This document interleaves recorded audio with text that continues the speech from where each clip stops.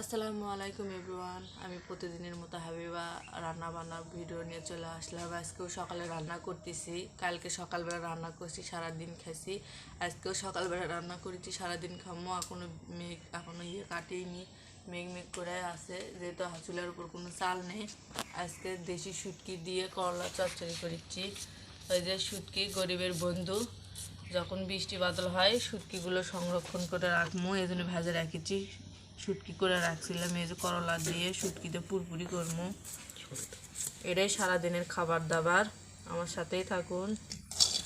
গরিবের বন্ধু জানেন, যখন আমরা গ্রামের মানুষ বৃষ্টি বাদল হয়, হাতে টাকা পয়সা থাকে না, তখন তার আগে আমরা শুটকি এরকম করে রাখি, সংরক্ষণ করে রাখি। সামান্য একটু তরকারির মধ্যে দিয়ে দিলেই হয়ে যায় তরকারি। এটাই আমাদের গরিবের সংরক্ষণ মাছ আর কি।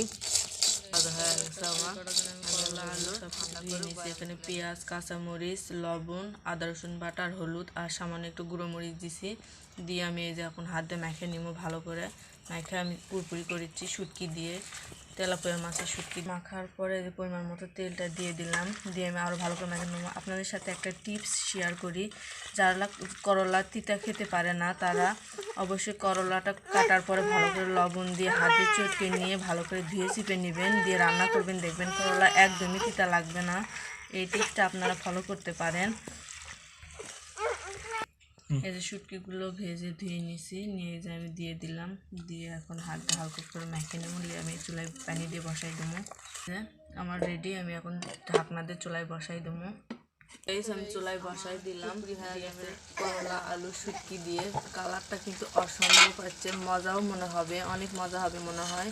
আজকে রান্নাটা কেমন লাগলো আপনাদের কাছে? যদি ভালো লেগে থাকে পুরো ভিডিও দেখে আমাদের পাশে থাকবেন, ভালোবাসার সাপোর্ট দিয়ে এগিয়ে নিয়ে যাবেন।